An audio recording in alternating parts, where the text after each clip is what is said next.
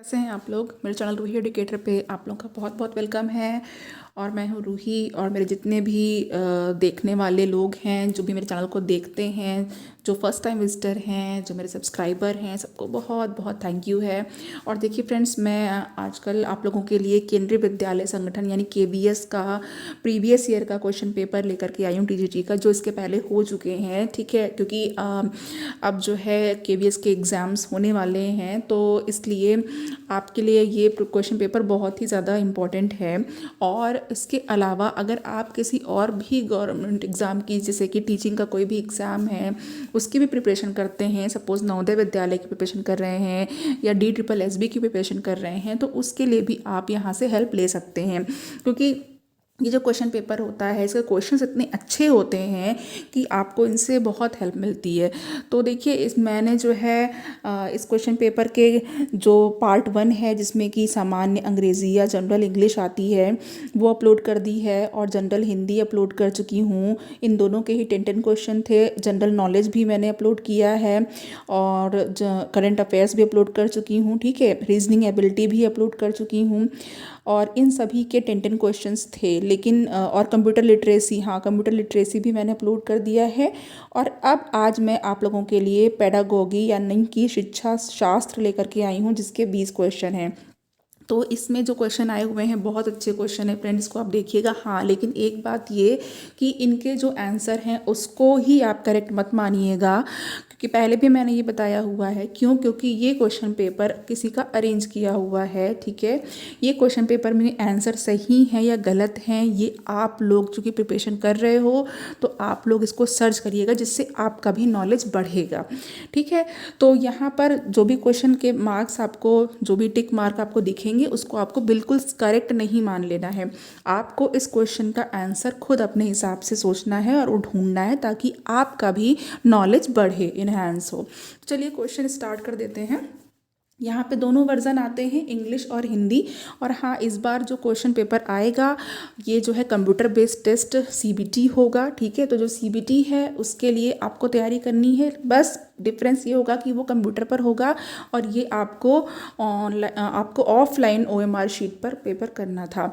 लेकिन question paper का pattern लगभग सेम ही रहता है। ठीक है, आपको क्वेश्चंस के लिए हेल्प चाहिए होती है, कि आपको पता होना चाहिए कि क्वेश्चन कैसे कैसे आते हैं। ये अगर आपको पता चल गया तो बहुत ही ज़्यादा यूज़फुल हो जाता है। आपको तैयारी करनी है, ठीक है, लेकिन स्मार्ट तरीके से करनी है। तो चलिए, यहाँ पर जो पहला क्वेश्चन है, जो 51 वाला है, वो क्या है, 51 क्वेश्चन कि एक बहुस्थलीय अध्यापक वो होता है, एक बहुस्थलीय अध्यापक वो होता है जो, अब इसके 4 ऑप्शन दे रखे हुए हैं। ठीक है, बहुस्थलीय का मैं अंग्रेजी भी बता देती हूँ। ये itinerant teacher, an itinerant teacher is one who is, ठीक है, जो कि विभिन्न समावेशी एकीकृत विद्यालयों में विशेष सेवाएं देने के लिए योग्यता प्राप्त हो। और दूसरा ऑप्शन है अनेक पाठ्यक्रम संबंधी क्षेत्रों में निपुण हो, या एक विशेष समावेशी विद्यालय के लिए नियुक्त एक विशेष अध्यापक, और अस्थायी या तदर्थ आधार पर नियुक्त एक विशेष अध्यापक। तो देखिए, यहाँ पर आपको जो क्वेश्चन करेक्ट है, जो आंसर करेक्ट है, उसको देख लेना है। जो पहला वाला है वो सभी को सही लग रहा होगा, कि विभिन्न समावेशी या एकीकृत विद्यालयों में विशेष सेवाएं देने के लिए योग्यता प्राप्त हो। इन्होंने भी वही किया है। ठीक है, बाकी आपको अपने हिसाब से करना है। और देखिए, मैं आपको बता दूं कि पेडागोगी में समावेशी शिक्षा का एक क्वेश्चन ज़रूर आता है। ठीक है, और यहाँ पे एक समावेशी शिक्षा का क्वेश्चन आया है बहुस्थलीय अध्यापक करके। तो ये देखिए, अब दूसरा यहाँ पे देख लेते हैं। मैं आपको पैटर्न बताती चल रही हूँ, आप ध्यान से देखिएगा। देखिए, दूसरा है यहाँ पे ग्रेप वाइन कम्युनिकेशन। तो यहाँ पे कुछ टेक्निकल टर्म से रिलेटेड आ गया है, कम्युनिकेशन का एक क्वेश्चन आया हुआ है। तो कि ग्रेप वाइन कम्युनिकेशन या संप्रेषण पद का अर्थ है। तो अब यहाँ पर देखिए, औपचारिक संप्रेषण, अनौपचारिक संप्रेषण, विज्ञापन और प्रचार, और चयनित अवबोध। तो यहाँ पर इन्होंने विज्ञापन और प्रचार पे सही किया है। ठीक है, आपको इसका क्वेश्चन का आंसर ढूंढना है। तो फिर 53 है, इसका पैटर्न देखिए। ये आया है कि यहाँ पे जो डिसेबिलिटी है उस पर क्वेश्चन आया हुआ है। निःशक्तता के सामाजिक मॉडल के अनुरूप कथन को पहचानिए। तो इसमें 4 जो ऑप्शन दे रखे हुए हैं, इसमें जो है आपको बताना है कि पहले तो इन्होंने इसका स्टेटमेंट दे रखा हुआ है, तो उसको देख लेते हैं कि क्षति को चिकित्सा या अन्य उपचारों से ठीक किया जाना चाहिए। फिर ये अगर आपने सामाजिक मॉडल पढ़ा है तो उसके ही अनुरूप आपको आंसर सोचना है, अपने हिसाब से नहीं सोचना है, ठीक है। सामाजिक मॉडल के अनुसार करना है। अगर कोई मॉडल दिया हो, किसी का जो है कथन दिया हो, तो उसको उसी के अनुसार आपको सोचना है अकॉर्डिंग। तो निःशक्तता समाज के व्यवस्थित होने के तरीके से उत्पन्न होती है, ठीक है। और क्षति ध्यान केंद्रित होती है। बच्चे अपने आप में ही महत्वपूर्ण होते हैं, ठीक है। ये 4 स्टेटमेंट है जिसमें से आपको ऑप्शंस दे रखे हैं। तो इस तरीके के भी क्वेश्चन देखने को मिलेंगे जिसमें 2 ऑप्शन या 3 ऑप्शन जो है वो करेक्ट हो सकते हैं। तो आपको इसके के अकॉर्डिंग इसको लगाना है। चलिए नेक्स्ट देखते हैं। क्वेश्चन नंबर 54 क्या है कि एक बालक जो डॉग को गॉड या बैट को टैब लिखता है, ठीक है। एक बालक है जो डॉग को गॉड या फिर बैट को टैब लिखता है। अब यहाँ पर देख रहे हैं आपकी ये क्या कर रहा है, ये रिवर्स जो है ये लिखना स्टार्ट कर रहा है, ठीक है। रिवर्स लिखता है यानी कि GOD गॉड लिख दिया डॉग को, ठीक है। बैट को TAB टैब लिख दिया, ये पढ़ता है। तो निम्नलिखित में से किस प्रकार की निःशक्तता से पीड़ित है, यानी इसकी डिसेबिलिटी आपको पहचानना है। तो देखिए आप सभी लोगों ने डिसलेक्सिया पढ़ा हुआ है और डिसलेक्सिया पे आधारित तारे ज़मीन पर पिक्चर भी देखी है, मूवी भी देखी है, ठीक है। तो यहाँ पे इसका जो करेक्ट आंसर उन्होंने लिखा है डिसलेक्सिया लिखा हुआ है। चलिए नेक्स्ट क्वेश्चन को देखते हैं। नेक्स्ट क्वेश्चन है यहाँ पे क्वेश्चन नंबर 55। अनुपूरक शिक्षण सामग्री का उद्देश्य क्या है। अब देखिए सप्लीमेंट्री लर्निंग मटेरियल आ गया। ओके, अनुपूरक शिक्षण सामग्री का उद्देश्य क्या है। 4 ऑप्शन दिए हुए हैं, इसमें से आपको एक सही करना है, ठीक है। और नेक्स्ट क्वेश्चन की तरफ आ जाते हैं। 56 नंबर है कि एक अच्छी शिक्षण सहायक सामग्री की अनिवार्य विशेषता क्या। अब देखिए यहाँ पे टीचिंग लर्निंग जो एड आता है या TLM आता है उस पर एक क्वेश्चन आया हुआ है, ठीक है। अब ये तो आप सभी को पता होगा कि इसमें जो है कम लागत हो, लोकप्रिय है या अधिकतम ज्ञानेंद्रियों की भागीदारी है, संभालने में आसान, ये 4 ऑप्शन दे रखे हैं जिसमें कि अधिकतम ज्ञानेंद्रियों की भागीदारी ही ज़्यादातर लोगों ने लगाया होगा। और अगर इस तरह क्वेश्चन आएगा तो आप भी यही सोचेंगे कि ज़्यादातर सेंसेस ऑर्गन उसमें पार्टिसिपेट कर रहे हों, सबकी भागीदारी हो, ठीक है। तो अब यहाँ पे देखिए 57 में क्या है कि जो विशेष आवश्यकता वाले बालकों के लिए यहाँ पे अगेन जो स्पेशल नीड्स वाले जो क्वेश्चन है, स्पेशल नीड चिल्ड्रन, उनका क्वेश्चन आ गया है कि इनके लिए जो प्लस पाठ्यक्रम है इसका क्या अर्थ है, ठीक है। तो जैसे कि आप किसी भी क्वेश्चन को तैयार करेंगे तो उसमें आपको जो टर्म्स दे रखे हैं, जैसे प्लस यहाँ पे एक टर्म हो गया, टर्मिनोलॉजी हो गया, तो इसका क्या अर्थ है। तो यहाँ पे देखिए जो ऐसे कौशल क्षेत्रों पर आधारित पाठ्यक्रम जो विशेष आवश्यकता वाले बालकों की विशेष कठिनाई के लिए प्रति विशिष्ट हों, इन्होंने इसका ये आंसर किया हुआ है, ठीक है। आप इस आंसर को क्रॉस चेक करेंगे कि इनका सही है या नहीं, आप इसको खुद ढूंढेंगे। चलिए नेक्स्ट क्वेश्चन है क्वेश्चन नंबर 58। पाठ योजना, देखिए लेसन प्लान से क्वेश्चन आ गया। इसका क्लासिक फॉर्मेट या फिर क्लासिक फॉर्मेट क्या है इसका। तो इन्होंने हर्बर्ट सोपान जो हर्बर्शियन जो स्टेप होता है वो उन्होंने लिखा हुआ है, ठीक है। चलिए नेक्स्ट है यहाँ पे 59 में है कि निम्नलिखित में से कौन सी संप्रेषण की चारित्रिक विशेषताएं हैं, यानी कि which of the following are characteristic feature of communication. तो यहाँ पे देखना है कि 4 स्टेटमेंट को मैं पढ़ दे रही हूँ कि इसमें विचारों, तथ्यों तथा राय का आदान प्रदान शामिल है। ये एक सतत प्रक्रिया है, ये शाब्दिक और गैर शाब्दिक दोनों प्रकार का होता है और ये प्रकृति में समकालिक होता है, ठीक है। तो यहाँ पर आपको जो भी ऑप्शन करेक्ट हो वो करना है। इन्होंने ABC तीनों को करेक्ट करके रखा है। चलिए नेक्स्ट क्वेश्चन यहाँ पर है 60।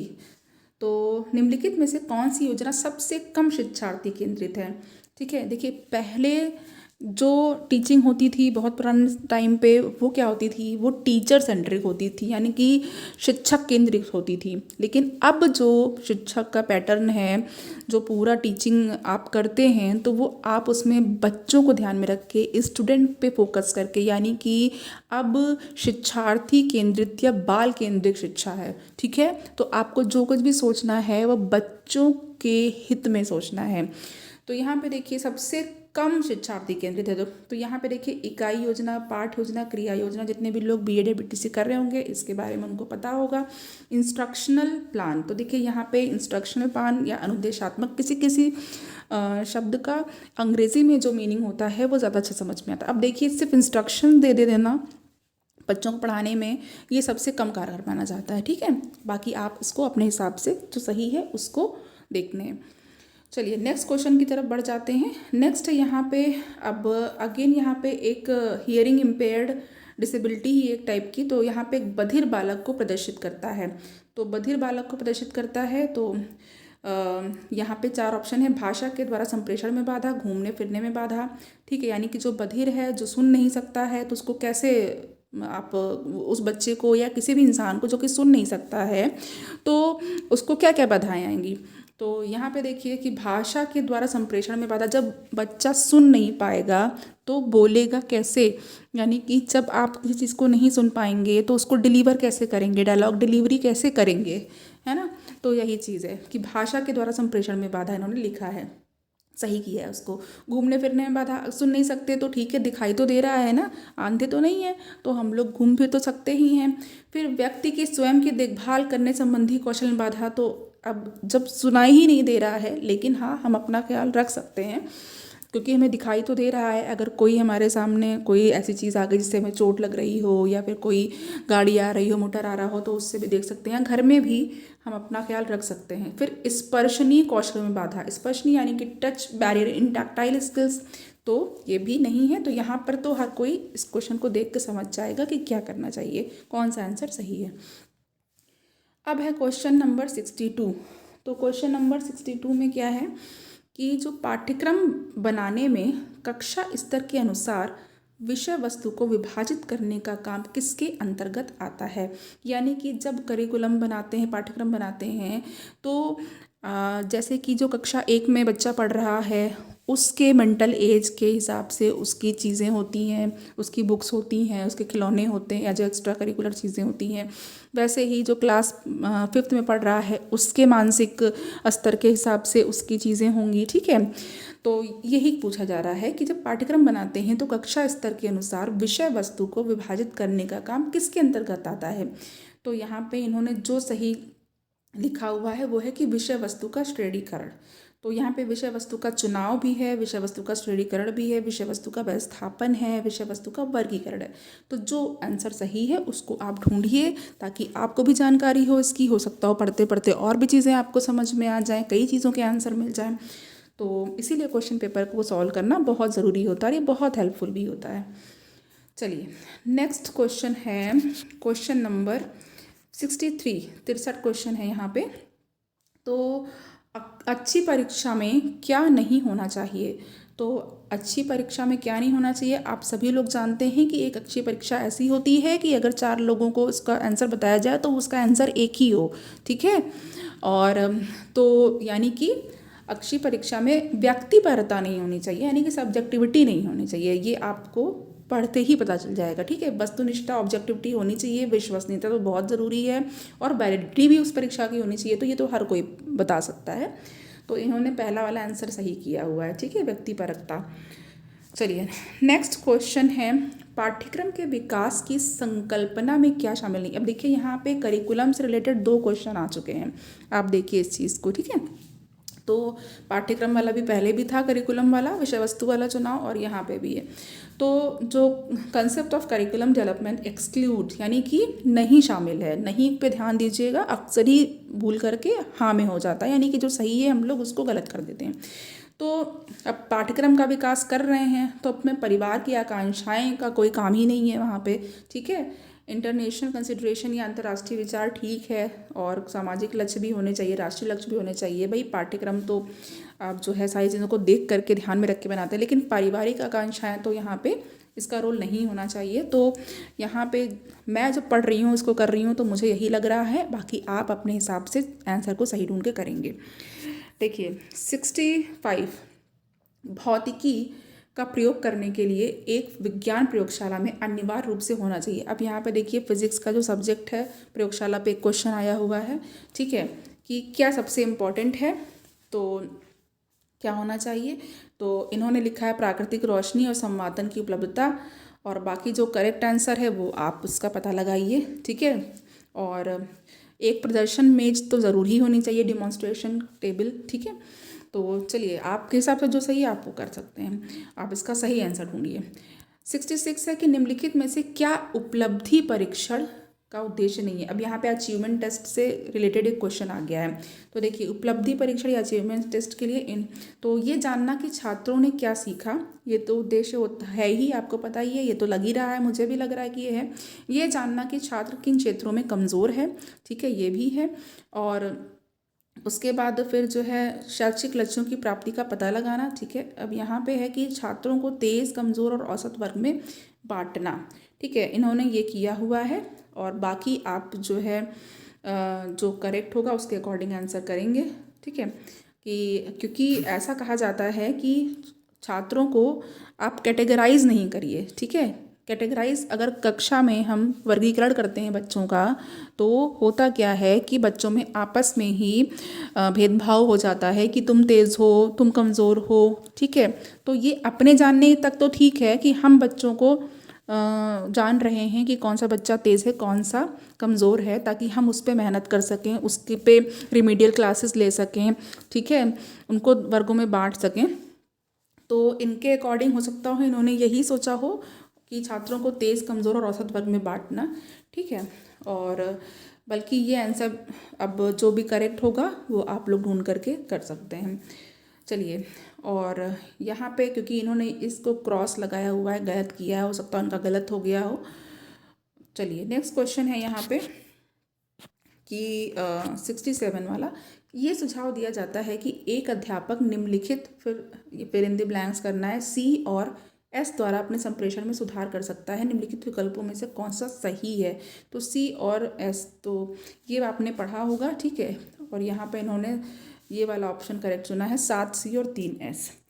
चलिए 68 क्या है, अब यहाँ पे मीडिया रिलेटेड आ गया है कि दूर संचार और मीडिया उद्योग में सेवाओं, विषय वस्तु, पेशकश और संचार के माध्यमों को एक मुख्य प्रौद्योगिकी के अंतर्गत लाने की प्रक्रिया को क्या कहते हैं। यानी कि इन सारी चीज़ों को एक मुख्य प्रौद्योगिकी में लाना है तो इसको क्या कहेंगे, ठीक है। तो अब यहाँ पे मल्टीमीडिया है, ऑनलाइन कम्युनिकेशन है, या फिर अभिसारता या कन्वर्जेंस है, या तो फिर इंटीग्रेटेड मीडिया है। तो आपको जो करेक्ट है उसको सही करना है, पैटर्न मैंने बता दिया। मंदबुद्धि बालकों के संबंध में इनमें से कौन सा कथन सही नहीं है। तो मंदबुद्धि बालकों का जो कथन सही नहीं है वो लिखना है, ठीक है। अब मंदबुद्धि कोई बच्चा है, अगर हम इतना इमेजिन कर सकते हैं या अज्यूम कर सकते हैं कि उसमें सामान्यीकरण की योग्यता का अभाव होता है, तो ये तो सही ही लग रहा है, वो मंदबुद्धि है तो क्या सामान्यीकरण कर सकता है। अमूर्तीकरण में कठिनाई आती है, बिल्कुल जो चीज़ उसको दिख रही है वो तो फिर भी एक हद तक वो कर सकता है, लेकिन जो चीज़ दिख ही नहीं रही है, एब्स्ट्रैक्ट का मतलब क्या होता है, एब्स्ट्रैक्ट थिंकिंग, ठीक है, कि आपको जो है वो चीज़ें जो दिखाई नहीं दे रही उस पर सोचना है, तो उसमें कठिनाई आती ही होगी, ठीक है। उनकी संप्रेषण योग्यता खराब होती है, तो कम्युनिकेशन एबिलिटी, हाँ मंदबुद्धि हैं तो उस पर भी असर आता है। वे कारण प्रभाव संबंध को समझ सकते हैं, ये भी। तो अब यहाँ पे अगर आप देखेंगे तो आपको कहना है कि कौन सा कथन सही नहीं है, ठीक है।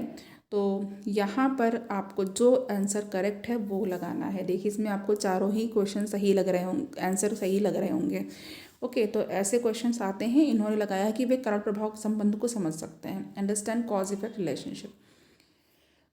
चलिए नेक्स्ट यहाँ पे, अब मंदबुद्धि में भी कई लेवल आते हैं, तो इन्होंने उसको मेंशन नहीं किया है। कुछ मंदबुद्धि बालक तो जो मैंने खुद देखे हैं कि वो कुछ भी, किसी भी चीज़ ही को नहीं समझ पाते हैं, कारण प्रभाव संबंध कैसे समझ पाएंगे। नेक्स्ट है यहाँ पे कि एक विज्ञान के शिक्षक ने शैक्षणिक सत्र के आरंभ में एक ग्रामीण विद्यालय में कार्यभार संभाला, ठीक है, ठीक है। यानी कि एक विज्ञान के टीचर थे और वो गाँव में गए पढ़ाने के लिए। अब उन्हें निम्नलिखित में से कौन से परीक्षण का प्रयोग करना चाहिए। तो अब देखिए, अब गांव का माहौल है, गांव की चीज़ें हैं, तो वहाँ के हिसाब से सोचना है। परिस्थितिगत परीक्षण, सिचुएशनल टेस्ट, फिर है नैदानिक परीक्षण, फिर है उपलब्धि परीक्षण, और ये बास्केट परीक्षण। तो इसका मतलब आपको इन चारों परीक्षण के बारे में पता होना चाहिए सबसे पहली बात, ठीक है, फिर आप सोच पाएंगे इसका आंसर। तो इन चारों का आंसर जो भी क्वेश्चन का ऑप्शन है इस पर आप लोगों को वर्क करना है, इसके बारे में आपको पढ़ना है। तो चलिए यहाँ पर आज मैंने पेडागोगी का, शिक्षा शास्त्र का ये क्वेश्चन जो है क्वेश्चन पेपर में जो पार्ट था इसको मैंने बता दिया है। और आपसे मेरी रिक्वेस्ट है कि चैनल को प्लीज़ सब्सक्राइब करिए, शेयर करिए, मुझे मोटिवेशन मिलता है, ठीक है।